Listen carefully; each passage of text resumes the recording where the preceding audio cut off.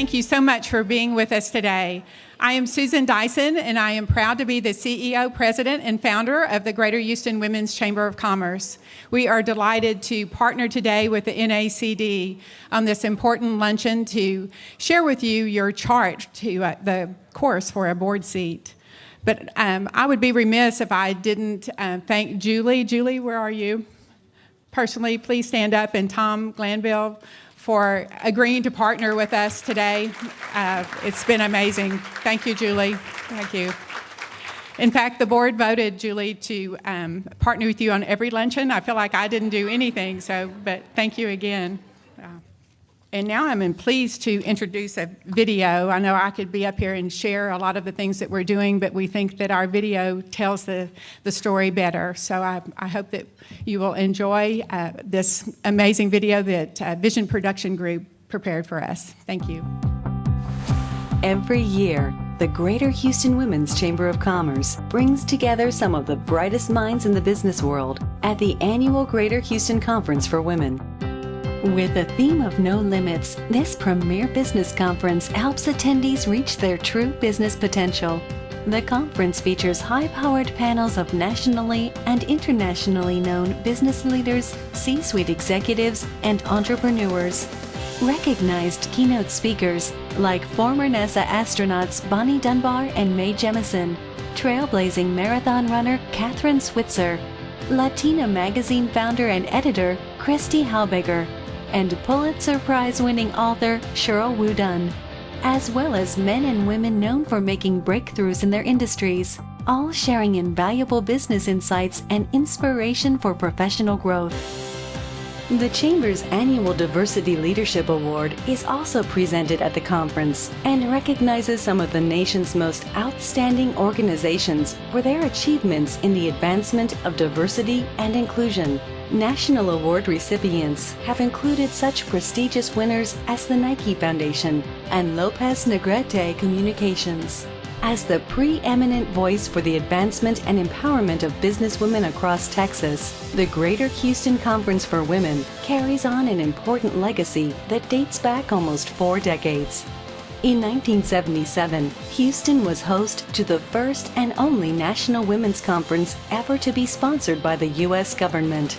That same year, President Gerald Ford established a national committee to formulate recommendations on promoting gender equality. It was history in the making, and the Greater Houston Women's Chamber of Commerce continues that tradition today. The Greater Houston Women's Chamber of Commerce is a nonprofit organization of highly influential and diverse women and men dedicated to the advancement and empowerment of women through avenues of leadership, education, advocacy, and mentoring. Proceeds from sponsoring GHWCC events help support vital chamber programs that give women the tools and opportunities they need to thrive in today's business world.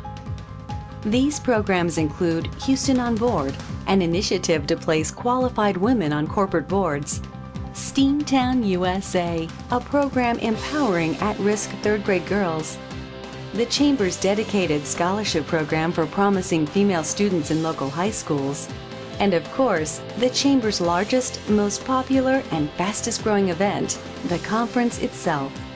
Every year, the Conference for Women attracts more than 1,000 businesswomen and men from around the Greater Houston region, as well as corporate sponsors from across the nation, including ExxonMobil, AT&T, Comcast, NRG, Microsoft, AIG, HEB, and Walmart, all working together to empower women to be limitless.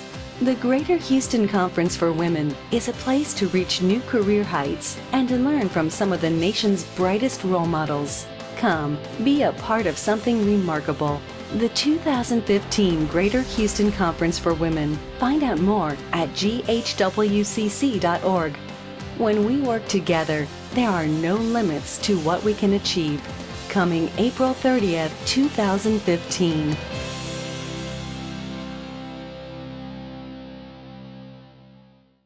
We're very, very pleased to be co-sponsoring this program today with the Greater Houston Chamber of Commerce. This is a really interesting topic. So how do women chart their course to a board seat? And then once they're there, how do they make an impact? Okay, so I'm on a public company board. I'm chair of the audit committee of a company called Itron. Your meter at your house is our meter. Hallelujah, here in Houston. We have 9 board seats, and 3 are occupied by women.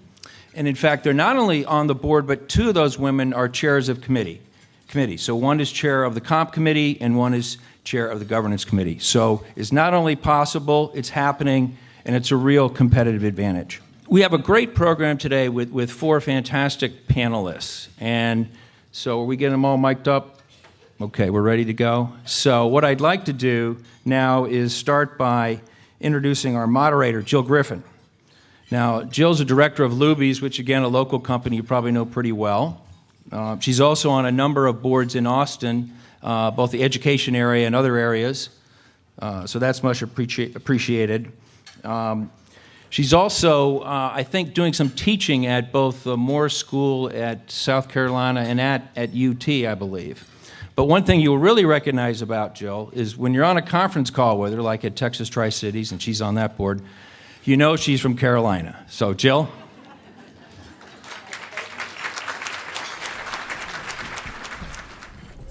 Am I in the right place? Welcome, panelists. It is such a pleasure to be here today. I see today as celebrating all the success that's in this audience. And I want everybody to give themselves a round of applause for being here and the success you've already achieved. Please. I also want to congratulate the men in our audience today, because hanging out with smart women is always a good idea. I also want to applaud the visionary parents that have brought their daughters today. I love that, and thank you so much for doing that. Okay, so we have got an amazing panel today, an amazing panel, and it's my privilege to introduce them. When I was getting to know our panelists, it's kind of like, you know, when you read an annual report, the real juicy stuff is in the footnote. Well, I think that is very much today happening as well. So let me begin by first introducing Linda Cook, who is on our left, my left here. She is Managing Director of EIG Global Energy Partners and CEO of Harbor Energy. She serves on the Boeing board, and she also serves on the board of KBR, which is a global engineering and construction company. Linda is also the parent of 3 children, which, again, when you look at how you do everything, every one of these women is a mother, as well as being an amazing business leader. We go to Luby's. I like The that. child's plate. I like that. The child's plate. I like that. When I was interviewing Linda, and I was getting that tidbit, that little footnote from the annual report, if you will, Linda told me that at one point she was on a platform with Miss America. And she said, you know, it felt kind of, man, I'm on the platform with Miss America. And then she said she reminded herself that she was a cover girl one time. She was on the cover of National Gas Daily. Every girl's dream, you know? Every girl's dream. Every girl's dream.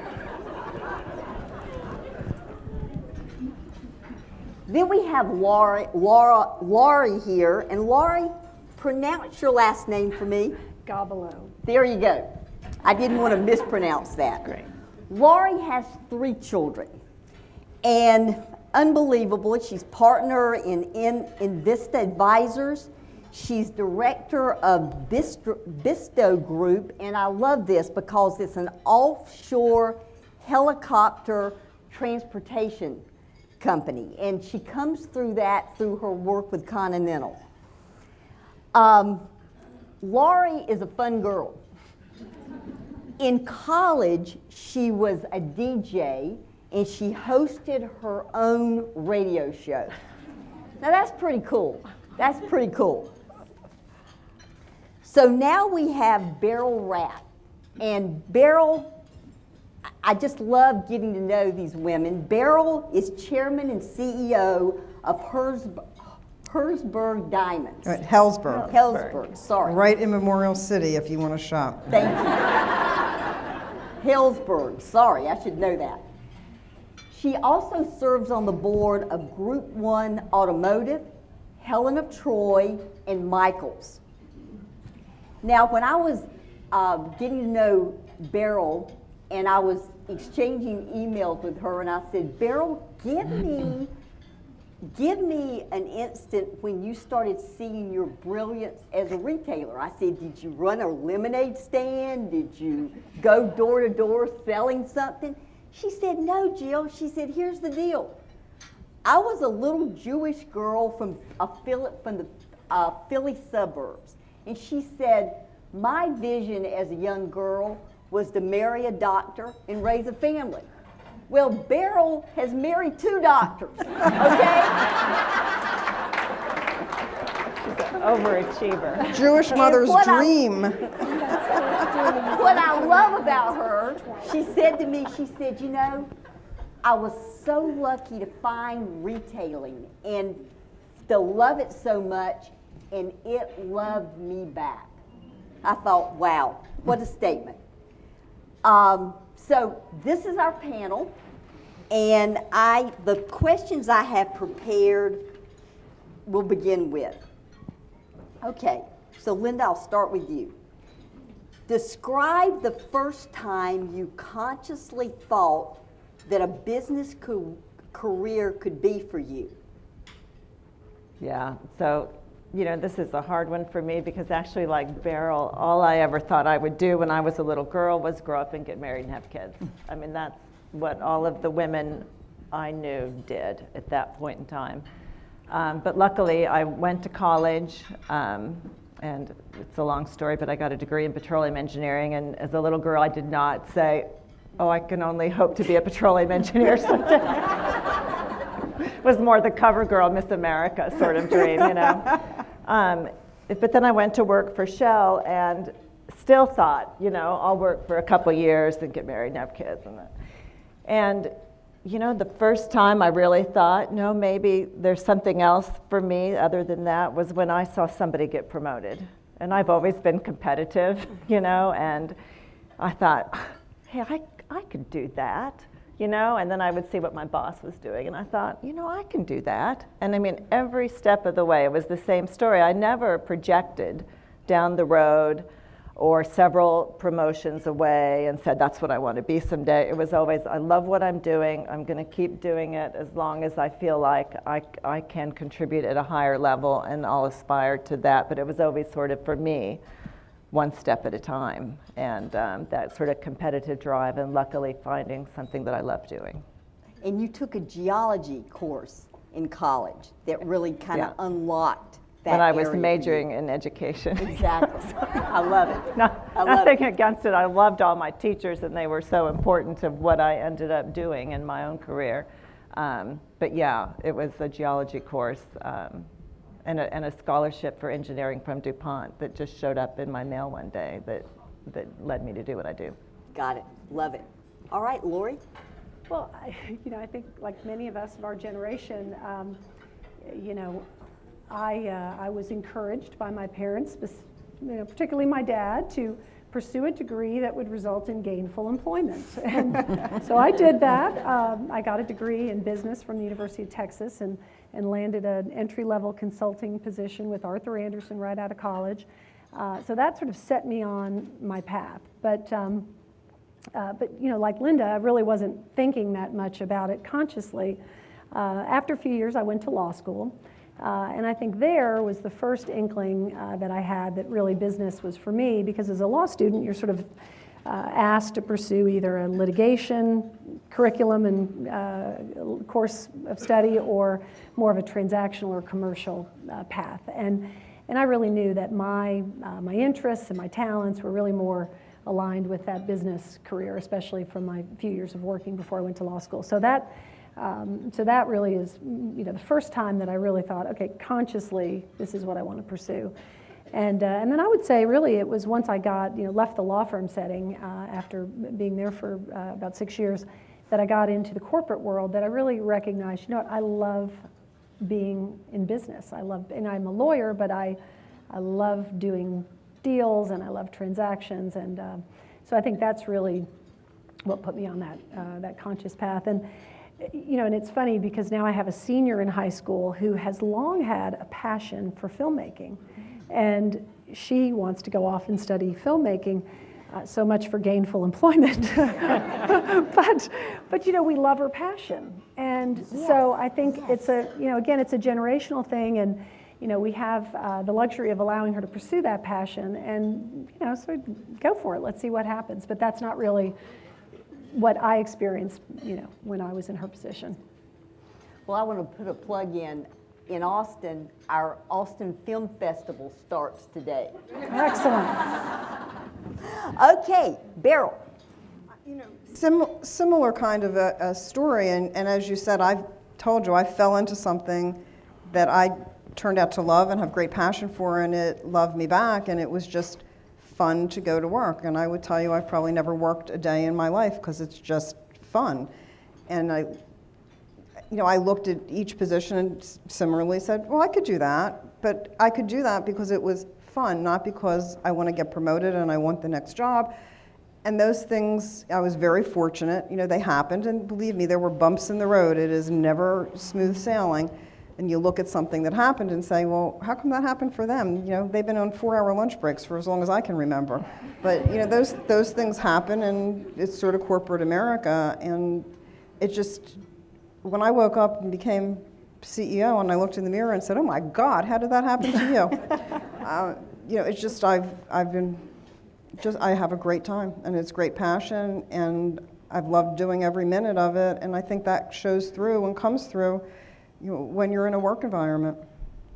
Yeah, I think that word passion and loving what you do, and I'm sure many of you have experienced it, it makes you want to know more and dig deeper, and therefore you contribute at a higher level.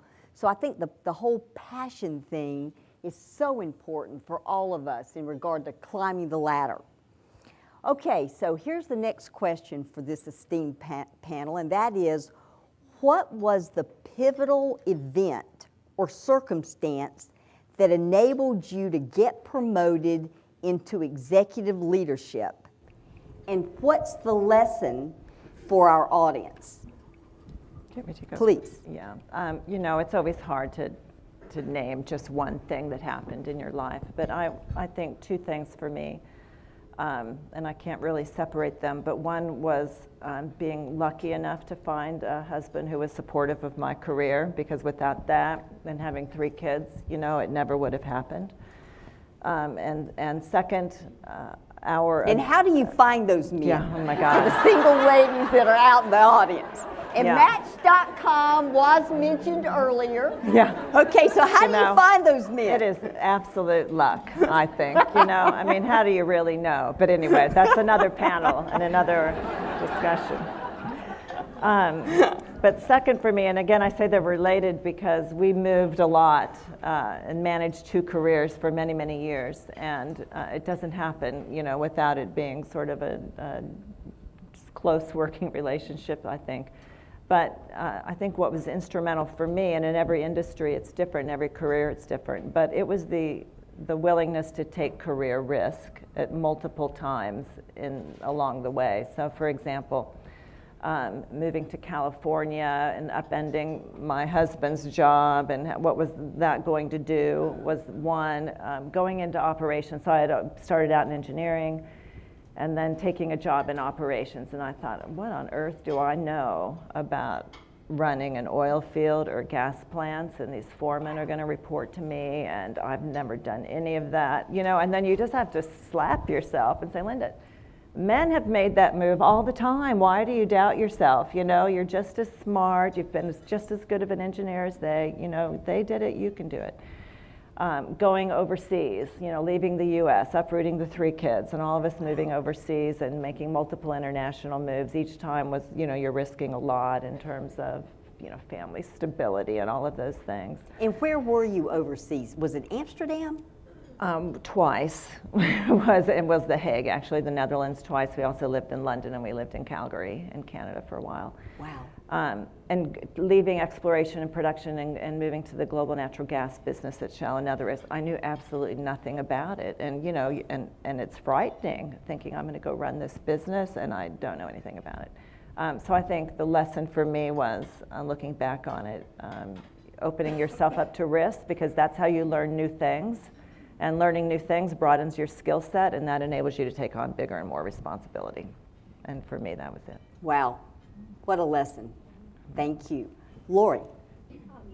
Yeah, it's an interesting question, because obviously all the steps along the way, right, are, you know, take you to where you are at any particular time. But as I reflect on this question, I think that moment came for me a few years into my time at Continental, and at the time I was on a reduced schedule. I had 3 kids, 3 young children, but I was doing really high-profile, exciting transactions and working with our CEO and president on these deals.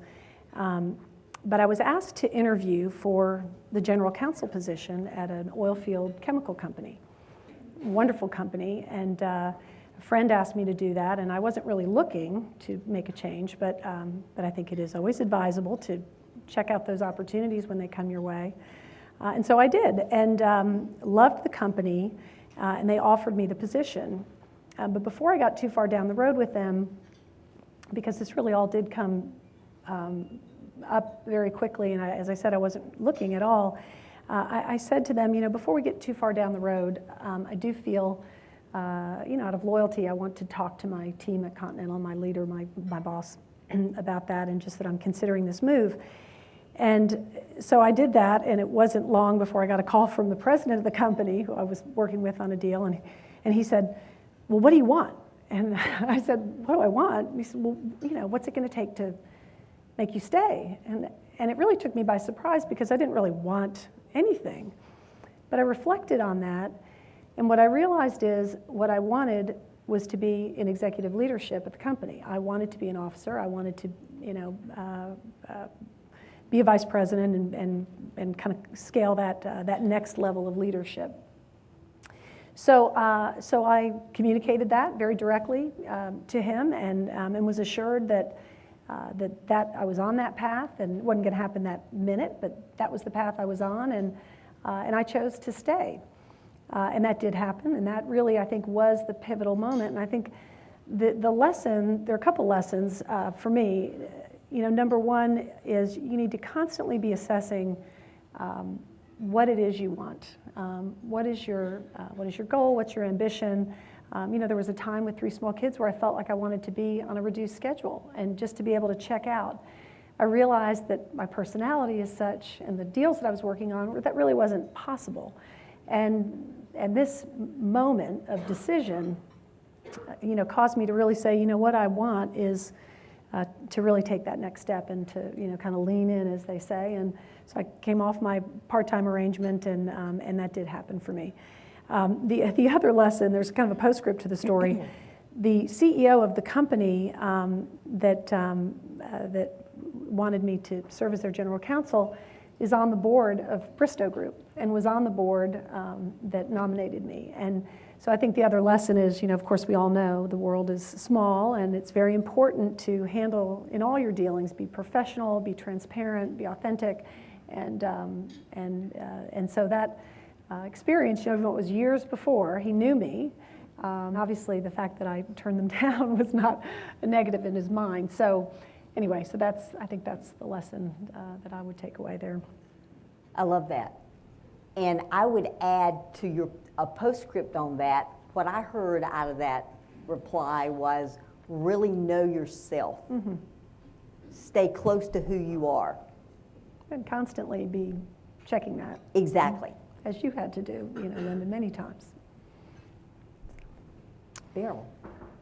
I was very fortunate throughout my career, and I've worked for 4 different companies, to have some terrific mentors along the way who really kind of kept me out of harm's way, steered me back, when I misstepped.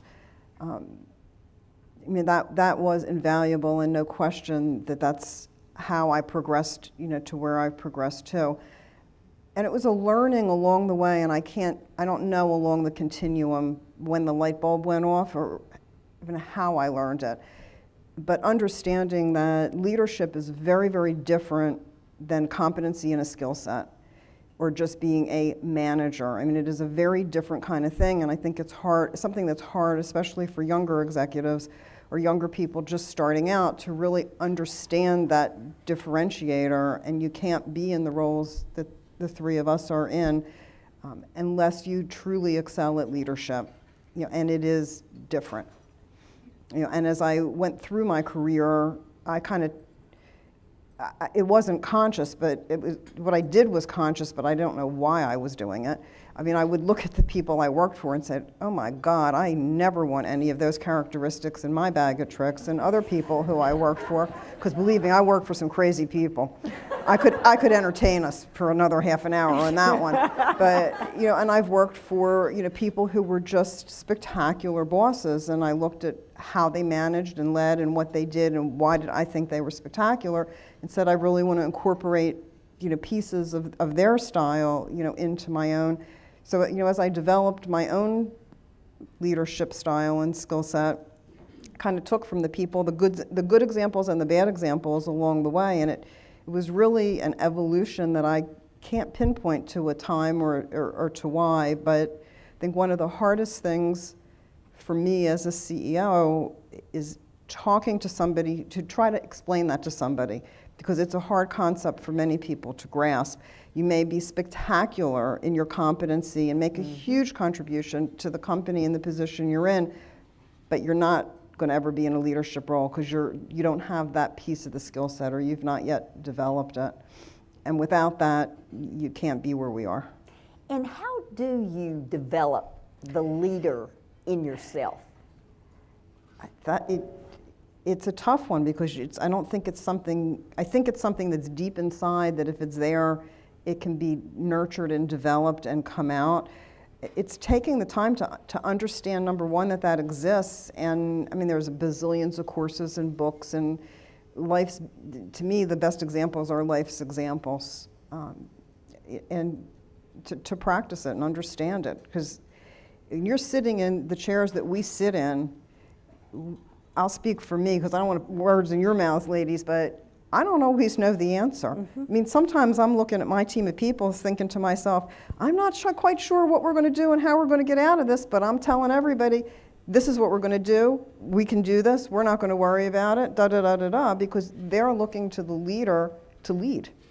And they're looking to the leader for the comfort, the whole organization. My 3,000 employees, look to me to what decision is she making. She's going to make sure we are all okay. And you've got to be a leader and stand up no matter what your stomach is telling you. Could either of you have a more thought on that, on how you identify the leader in you and rise to that occasion? Because all 3 of you are amazing leaders. Well, I would echo what Beryl said. I think by example, being very sort of discerning and observant about the leadership qualities that resonate with you personally, knowing your own personality too, because we all are different human beings, and there is not one size fits all. I think there are very quiet leaders, and there are very effusive leaders, and each can be very effective, and everything in between. So I do think that the by example piece, both the good and the bad, I would echo that. And there are excellent coaching coaching and courses that are available. Executive coaching, I think, and leadership coaching can be very effective for people. And I think it's something that companies are doing more and more. Service firms are doing it more and more. So I think it's something that's definitely worthwhile investigating as well. Anything to add on that, Linda? I would just say, you know, some people are natural born leaders, and if you don't see yourself that way, that doesn't mean that you don't have the capacity within yourself to do it, but you have to want to do it, and it may be more work for you to do it, but that doesn't mean that you can't do it. And so don't think that leaders all have to be of a certain ilk or have a certain personality, because I think lots of different people have the capacity to do it, but you have to want to do it and you have to be willing to work at it. Okay, great. Beryl used another word up here that I'd like to come back to. You used the word misstep, and how your mentor, I'm assuming your mentor helped you with that misstep to get back on track. Could you give us an example of that?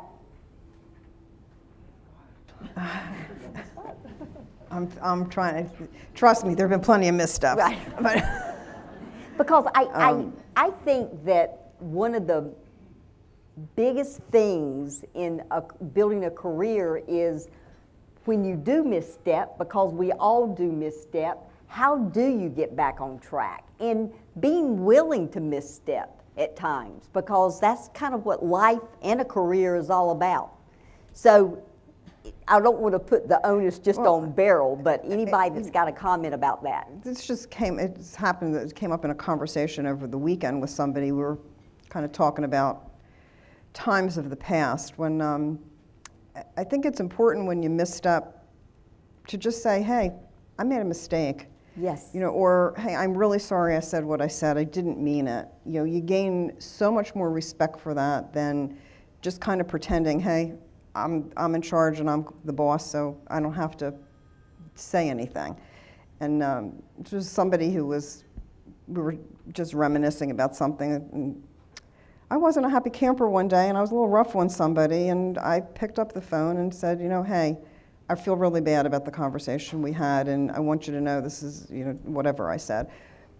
It never occurred to me what an impact that phone call had until this little conversation over the weekend, you know, when someone was giving me accolades for being able to admit that I wasn't right or that I did something I shouldn't have done, you know, and picking up the phone to somebody many, many, many levels below me, you know, and apologizing for it. I think that's right. I think it's, you know, recognizing that you don't have all the answers and you're going to make mistakes. I mean, we all will. I mean, I know I did many times, but being able to be the kind of person that says, look, I don't, as Beryl said, I don't have all the answers, or I may not know how to get us from point A to point B, but recognize that people are looking at you, but sometimes just admitting that you quite don't know the path, but we're all in it together and we're going to figure it out together, you know, is the best approach. And if you make a mistake, own up to it as soon as you can and admit it and move on, you know, and offer the solutions and get people moving back forward, and don't, you know, dwell on it. Just remember how bad you feel about things that happen that are horrible. Just remember how many of those you've had in your life and how much better you feel about it now than you did then, and that tomorrow you'll feel better and the next day you'll feel a little bit better, and just don't let it keep you down, you know. Great advice. Okay, let's go to the next question. What was the pivotal event or circumstance that enabled you to claim your first public board seat? And what's the lesson in it for the audience? So, Lori, I'll start with you this time. So mine's probably an interesting story. The pivotal event for me was a mission trip to Africa. Wow. And I was one of a 12-person team, and on that team was Tom Knudsen, who is the chairman of the board of Bristow Group. And at that time, I was leading the integration at the United Continental merger, following the United Continental merger. But I had decided not to accept the executive position that was offered to me in Chicago because of our just a number of different factors. But so I knew that I was going to be winding up over the course of the next 6 months or so. So we spent a lot of time together on that trip, all 12 of us on bumpy roads and sampling the local beers and getting to know each other. See, very I told well. you she was a fun girl. Tusker, Kilimanjaro. So during the course of those conversations, we talked a lot about the integration. We talked a lot about the merger. I expressed my interest in being part of a public company board, and I'd served on a number of nonprofits up to that time. My role at Continental was very much, and United was very board-facing. Little did I know that Bristow was going to have a vacancy on their board in the next year. And they happened to be looking for somebody with aviation experience. They did not have a woman on their board at that time. As it turned out, they were looking for those things. They liked my M&A background. They liked, again, my executive compensation, corporate governance. And so that was really the event, as I really look back on it. And the lesson there is that boards are, there's a lot of discussion right now going on about board composition and board competency. Does the board as a whole have the skills that are needed, the skills, the aptitudes to lead, to engage with management and develop and implement and monitor strategy as it evolves. And while boards do use search firms, and more use search firms on board searches and certainly use them to drive an excellent process, I think that boards continue to use their networks to find and to fill vacancies on their boards. And obviously with an eye and an increasing eye on the skills and aptitudes that they're looking for to fill if there are gaps, perceived gaps. So I think the lesson there is just to really understand what your unique skills and attributes are, what your competencies are, what your personality attributes are, and just make sure that when you're networking, you're networking purposefully, and trying to be a little bit thoughtful about the people you're talking to and the networks that they represent. Great advice. Beryl. My first board seat was Joann's Stores, and I was on that board until we sold it to Leonard Green in 2011, and I was recommended to that board by an analyst, a Wall Street analyst who was following us at Zale Corporation, which is where I was, at the time, and he happened to have been personal friends, with the chairman and CEO. They were both Cleveland boys of Joann's Stores, and Joann's was looking for a sitting CEO and a merchant.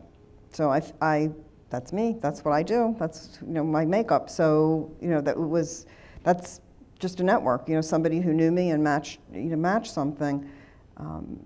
Group one was a cold call from a search firm, and Michael's was because I knew the CEO, and he's new in that position, and he too was looking for a sitting CEO. It's just into an IPO, and somebody who understood retail. And my Helen of Troy position came from my compensation consultant from my Joann's Stores days when I chaired the comp committee, and it's female products, and they didn't have a female, and she was on their case about that, and she recommended me. So they were all through networks, and your network is very, very important, and also to your point, to understand what you bring to the table. And what your contribution is, because a board should be made up of people of many different disciplines who, if you could make them into one person, would be like, they'd know everything.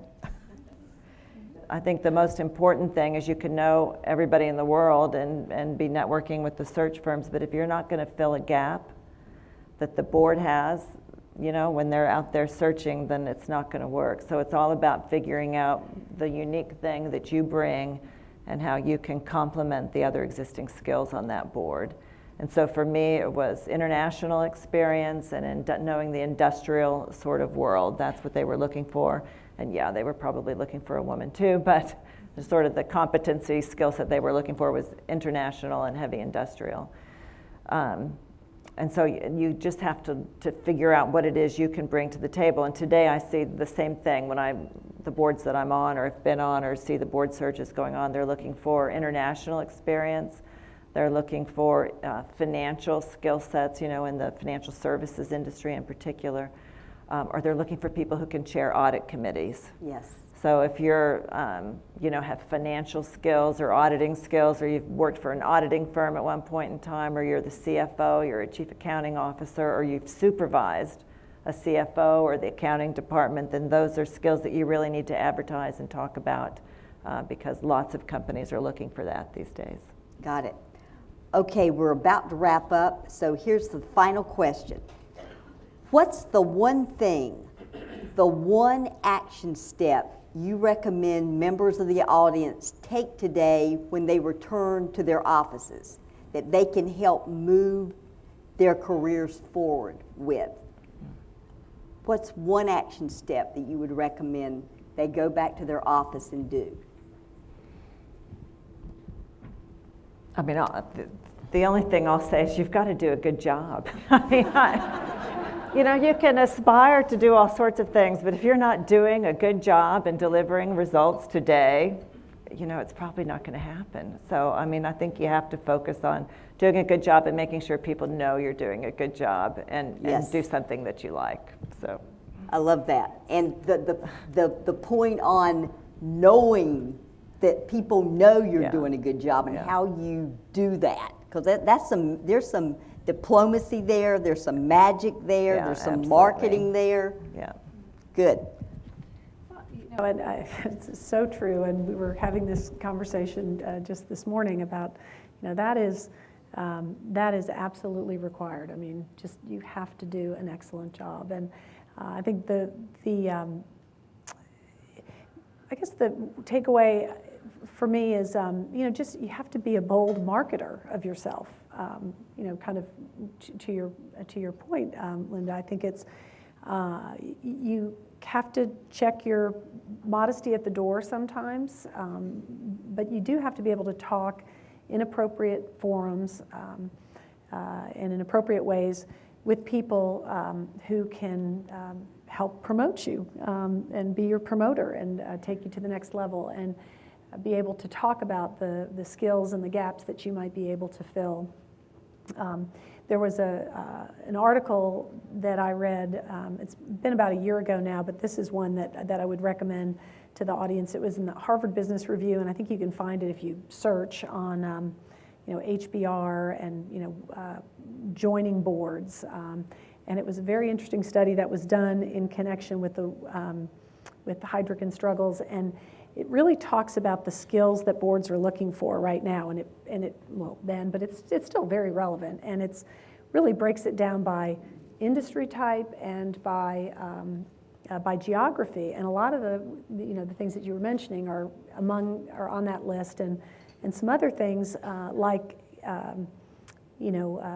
technology now is a big area. Technology, cyber security, social media, all of those aptitudes are really emerging in terms of what boards are seeking, and HR and talent management, in this generational time that we're in right now. So I think understanding what your skills are and being able to market yourself a little bit in your networks and in your workplace and with your contacts. Great. Beryl, anything to add? It's not really an ad, but it's your network. Your network is the most important thing that you've got, and it's a given. If you're not good at what you do and you're not doing your job, that's a problem. And you absolutely have to work on your own brand, but your network is critical. Great. Okay, we have some questions from the audience. Give me your definition of a diverse board, and why is that an advantage?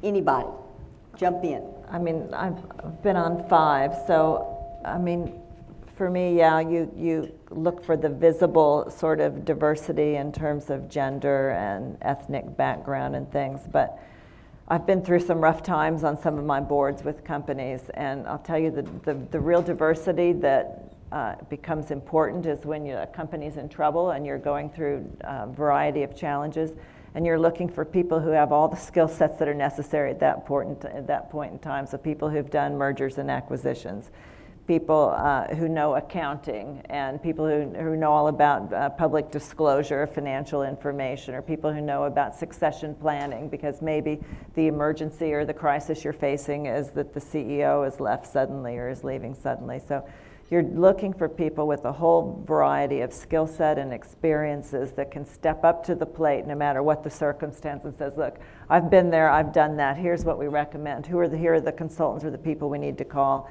and here's how we need to deal with this particular issue. How do you define success? If you're happy. If you feel good about yourself and you're happy, you're successful. Loving what you do at that particular moment, and I think I've touched on this. I mean, that can change. Our careers go through many seasons, and so I think it's being happy, enjoying what you're doing, and being challenged, and being able to fit your work into your life, and not vice versa. I love that. And Beryl and I had a short conversation in the lobby this morning, and Beryl said to me, I don't just define myself by my profession. It's bigger than that. So say a bit about that, Beryl, because I think that's great advice for all of us. Life is made up of all kinds of different things, and what we, just my definition of success, if you're happy and you feel good about yourself, you're a success. I mean, when my son, who will be 25 next month, was growing up, I didn't miss parent-teacher conferences, and I miss all of those things because they were important to me, and I make sure the people who work for me don't miss them. It's an important part of life, and it's just balancing all of those different parts and pieces, and the priorities change and shift at different points in time. And it's really what it's all about. It's you don't have to go out there and slay dragons, and nobody's looking at you saying, oh, well, God, she went to a PTA meeting. She's not committed. No one's doing that. What I think is remarkable about these three women, there are 7 kids between these 3 women, and I think that's remarkable. Okay, here's our final question. How did or do you remain resilient during times of adversity? For me, it's a sense of humor. If you just got to try to put things in perspective, and and be able to work with people that you like and trust, and have a sense of humor. And that's for me what it is.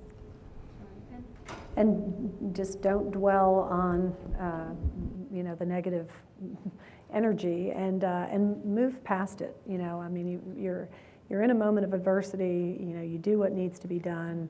I think avoiding any kind of sort of self-criticism, and avoid that sort of negative self-talk, and just be productive and move through things, and don't look back. Just keep moving forward. Great. I think working with people that you enjoy is critical. I mean, to the conversation we just had, life is way too short to work with a bunch of people that you don't enjoy being with. I mean, it's not on my agenda, not in any way, shape, or form. And I often say to myself, okay, take a deep breath, because this too shall pass. Mm-hmm. And you just, you laugh about it, and as a leader, you have to stand up and be decisive, and you have to cheerlead your team, because you're the one who creates the culture, you're the one who gets everybody motivated, and you're the one who needs to calm the waters when there's a lot of adversity going on. It really doesn't matter what's in your stomach, that's your responsibility. Mm-hmm. Love it. Okay. Jill, yes. Before you finish, we have another question over here. Okay. If that's okay. Go ahead and stand up. This is Abby Bixby. Oh, wonderful. Who is the leader you look up to? Who is the leader you look up to? For everyone. Yeah. Well, my parents. I was just with them a couple days ago. They're in Kansas City. We went to the World Series. Go Royals. But I owe it, in addition to my husband, I owe it all to them because they, raised me. They showed me the example of hard work and that you can do anything you put your mind to as long as you work hard. And they were supportive all along the way. And of all the people, they showed me the way in so many different aspects of life, and that's who I continue to look up to. And Linda, do I remember you're the oldest of 5 daughters? Yeah. And then there's a brother in there too, correct? He led his own life, his own separate, he had his own separate existence, Yeah. King Bob. I'm one of 5 girls also, and an older boy. brother. Isn't it funny? The boy is the oldest, and then me there too. are 5 Me girls. too. Yeah. Wow. Same. Isn't that funny? That's some parallels. Yeah, so obviously our parents have such a huge role. What a blessing that you still have yours with you. So with that being said, when I think of a leader that I admire, I think of my now partner, Jennifer Vogel, who's with us today, who was our general counsel at Continental, and we have been friends a long time. And in fact, we were sort of assigned, she was my assigned mentor at Vincent & Elkins when I was a baby lawyer, and we ended up being great friends. Now we're business partners, we work together. She introduced me on a blind date to my husband, who, so there you go. So I have to just put a plug in there for Jennifer, but the reason is because she has such integrity, and the team, our legal team, was really just culturally was so supportive of our lives, of our ambition, of providing opportunities along the way. I think that, and also being a wonderful advisor in terms of giving that feedback when those times come where maybe you didn't handle something as well as you might have. So anyway, that's great. Many people in different parts of of course, my parents. Through my work career, I've had the great fortune to work for some outstanding leaders and retailers, I have great admiration for. And my current boss is Warren Buffett, and he's a pretty amazing guy. Wow. Love it. Okay, let's give our panel a big round of applause. Thank you. Thank you very much.